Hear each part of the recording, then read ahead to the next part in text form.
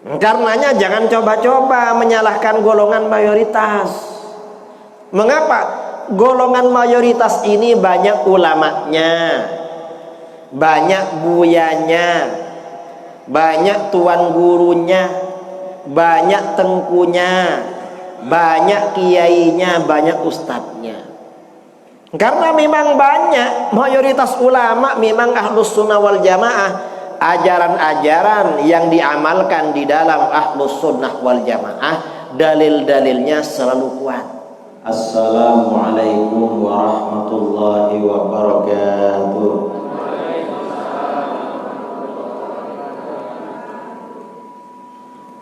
Bismillahirrahmanirrahim. Alhamdulillahi rabbil alamin. Wal 'aqibatu lil muttaqin. Wala 'udwana illa 'alal zalimin. Asyhadu an la ilaha illallah wahdahu la syarika lah. Wa asyhadu anna sayyidana Muhammadan 'abduhu wa rasuluh. Arsalahu Allah rahmatan lil alamin. Basyiran wa nadhira wa da'iyan ila Allah bi idznihi wa sirajan munira. Wassalatu wassalamu al-atammanil akmalan ala sayyidina Muhammadin alladhi tanhallu bihi al-'uqad wa tanfariju bihi al-kurab wa tuqda bihi al-hawaij wa tunalu bihi ar-raghaib wa husnul khawatim wa yustasqal ghamamu bi wajhihil karim wa ala alihi wa sahbihi ajma'in, amma ba'du. Yang saya muliakan dan saya hormati para alim ulama, para buya, para tuan guru, bil khusus Rois Syuriah, pengurus cabang Nahdlatul Ulama Kabupaten 50 Kota, Buya Sudirman, juga sahabat kami Buya Arya Putra, para buya yang lain yang tidak bisa saya sebutkan namanya satu persatu, pimpinan Gerakan Pemuda Ansor Kabupaten 50 Kota, dan para masyarakat kaum muslimin dan muslimat yang ada di daerah sini. Apa namanya ini? Teh Baru.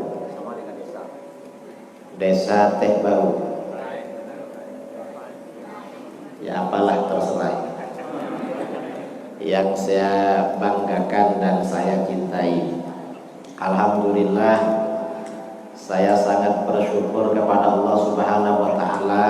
Saya bersama rombongan dari Jakarta, dari Jawa, saya Kiai Ma'ruf Khazin, Dr.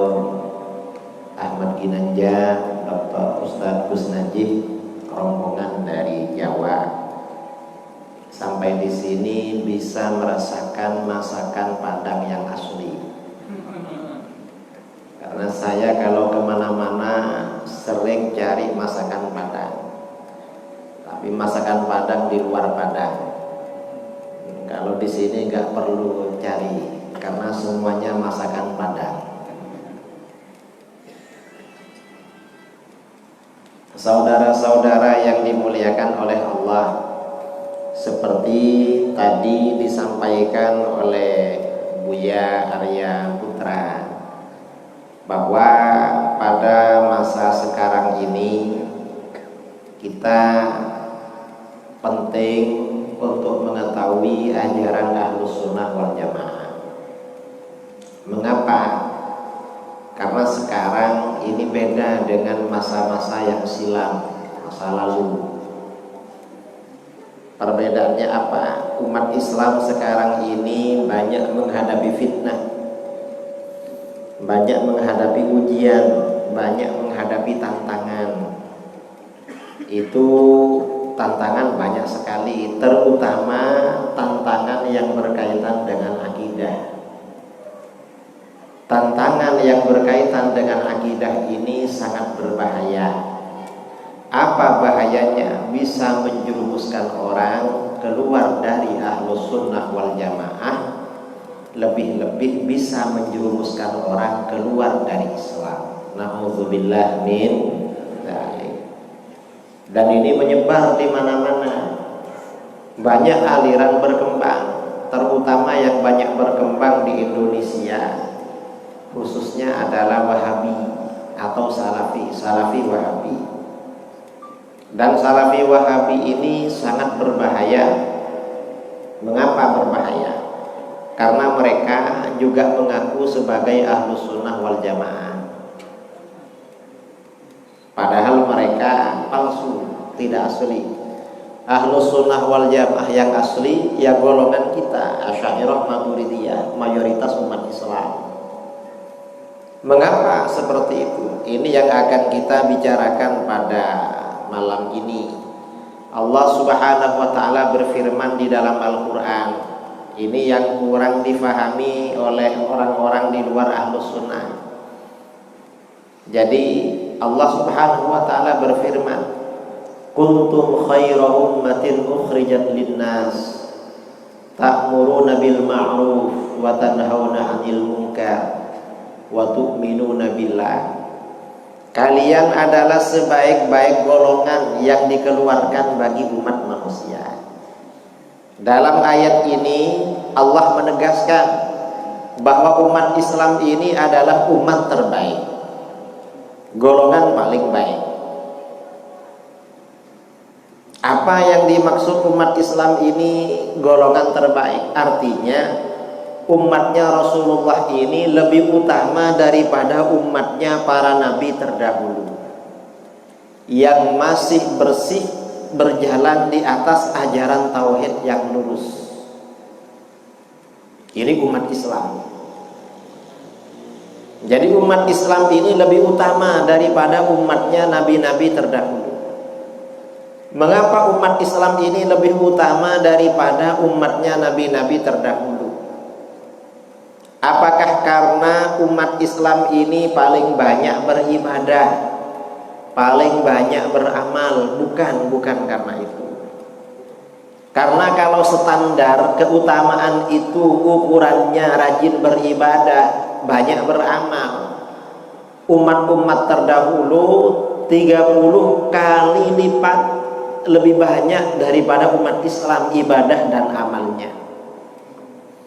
Mengapa? Orang-orang dulu,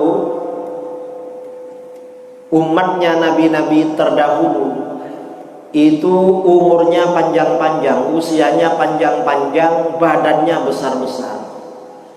Jadi beribadah itu lama dan kuat beribadah. Coba bayangkan umatnya Nabi Adam. Umatnya Nabi Adam itu rata-rata 2000 tahun lebih usianya. Usianya 2000 tahun lebih. Tinggi badannya rata-rata 30 meter. Besarnya ke pinggir, lebarnya ke pinggir kira-kira 3,5 meter. Umurnya 2000, tingginya 30 meter, ibadahnya pasti lama kepada Allah. Ini umat Nabi terdahulu. Nabi berikutnya oleh Allah mulai dikurangi. Umurnya sudah tidak sampai 2000 tahun, tingginya sudah tidak sampai 30 meter, sudah tambah kecil. Nabi berikutnya dikurangi lagi, nabi berikutnya kurang lagi, sampai terakhir nabi kita ini umurnya berapa? 63 tahun. Karena nabi kita ini 63 tahun, maka umatnya kira-kira seperti itu.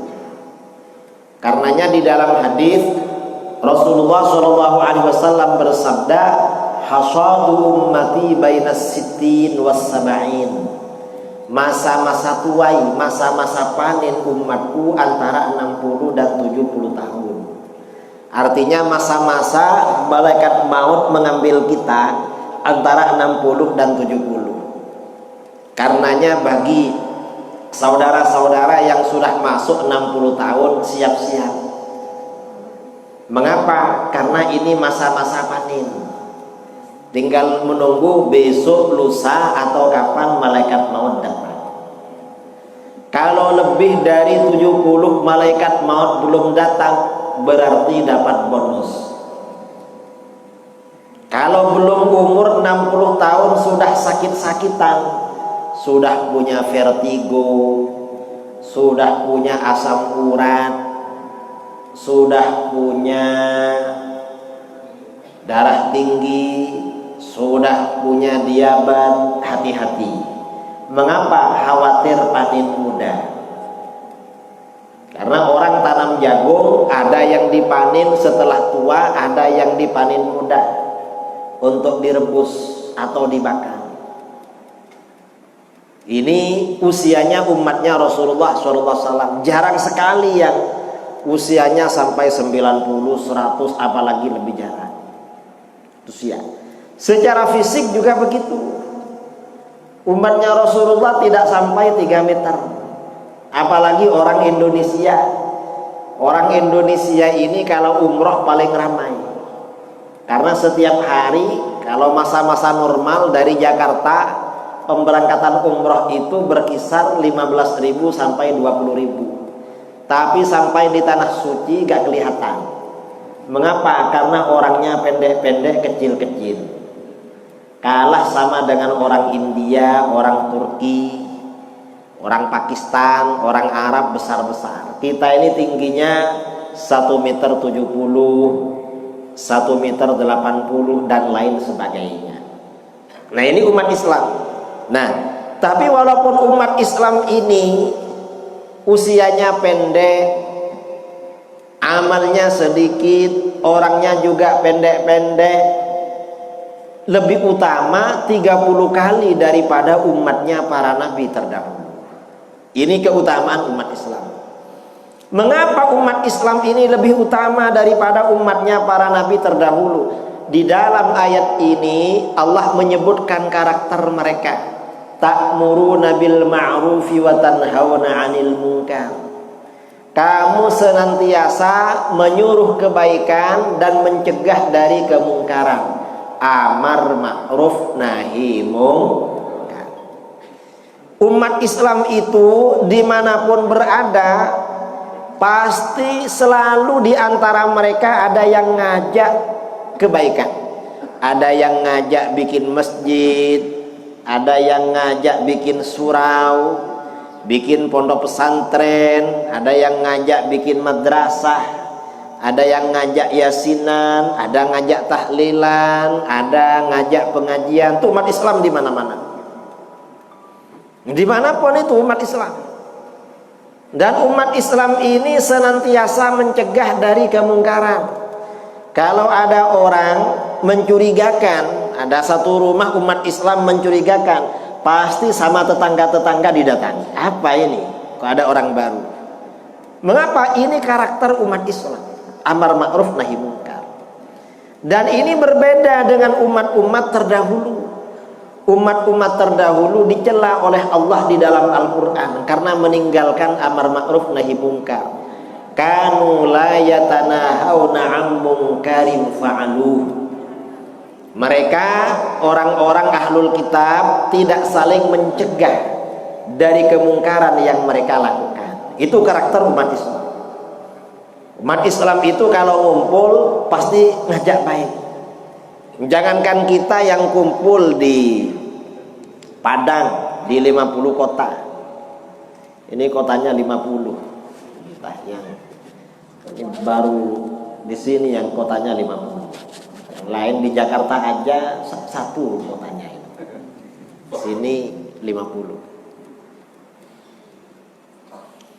Nah, umat Islam yang kumpul ya, kerja. Ada saudara-saudara kita di Indonesia kerja di Korea, kerja di Hong Kong, kerja di Jepang, kerja di Inggris, di mana-mana. Nanti mereka komunikasi melalui media sosial.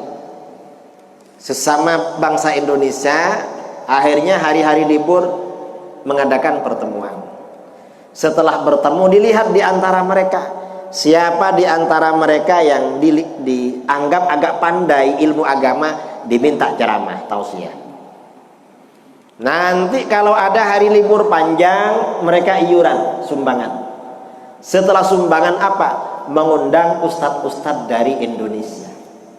Karenanya ustadz-ustadz dari Indonesia, saya teman-teman diundang ke Korea, ada yang diundang ke Jepang, diundang ke Hong Kong, diundang kemana-mana. Itu yang ngundang bukan orang Korea, karena kita gak bisa bahasa Korea. Yang ngundang orang Indonesia yang kebetulan kerja di sana.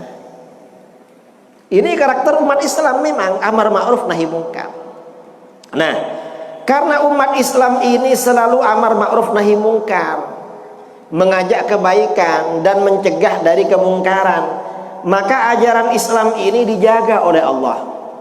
Umat Islam ini menjadi umat yang dijaga oleh Allah. Maksudnya dijaga bagaimana? Mayoritas umat Islam akan senantiasa istiqamah mengikuti ajaran Ahlus Sunnah wal Jamaah. Ini konsekuensi. Umat Islam ini mayoritas Ahlus Sunnah. Karenanya di dalam hadis riwayat Imam Ibnu Majah dari Anas bin Malik radhiyallahu an, Rasulullah shallallahu alaihi wasallam bersabda, innallaha la yajma'u ummati ala dhalalah. Sesungguhnya Allah tidak akan mengumpulkan umatku atas kesesatan. Artinya apa? Kalau umat Islam ini mengadakan kesepakatan mufakat, maka kesepakatan ini tidak mungkin tersesat. Kesepakatan ini dipastikan benar. Karena dipastikan benar, kesepakatan ini sifatnya mengikat kepada umat Islam. Umat Islam wajib mengikuti kesepakatan ini. Dalam ilmu agama ini disebut dengan teori atau konsep ijma' ulama. Karena mengikuti ijma' ulama ini hukumnya wajib, maka melanggar dari ijma' ulama berarti menjadi tanda dia pengikut aliran sesat. Karenanya kata para ulama, Wahabi itu aliran sesat. Mengapa? Banyak melanggar ijma' para ulama. Ini ketika para ulama berijma'. Kalau umat Islam ini tidak berijma', terjadi perbedaan pendapat, maka apa yang menjadi standar kebenaran, ukuran kebenaran? Kalau berijma' itu menjadi standar. Kalau tidak berijma' terjadi perbedaan. Rasulullah SAW menjelaskan, فَإِذَا رَأَيْتُمُ الْإِخْتِلَافِ فَعَلَيْكُمْ بِالسَّوَادِ الْأَقْوَمِ. Apabila kamu melihat terjadinya perbedaan pendapat, maka berpeganglah dengan golongan mayoritas. Mayoritas umat Islam. Jadi kalau terjadi perbedaan, tuntunan, petunjuk dari baginda Rasulullah SAW, kita diperintahkan mengikuti golongan mayoritas. Mengapa golongan mayoritas? Mayoritas ini tetap istiqomah mengikuti ajaran Ahlus Sunnah wal Jamaah. Karenanya jangan coba-coba menyalahkan golongan mayoritas. Mengapa? Golongan mayoritas ini banyak ulamanya, banyak buyanya, banyak tuan gurunya, banyak tengkunya, banyak kiainya, banyak ustadznya. Karena memang banyak mayoritas ulama memang Ahlus Sunnah wal Jamaah, ajaran-ajaran yang diamalkan di dalam Ahlus Sunnah wal Jamaah, dalil-dalilnya selalu kuat. Kuat, sangat kuat. Tidak lemah sama sekali.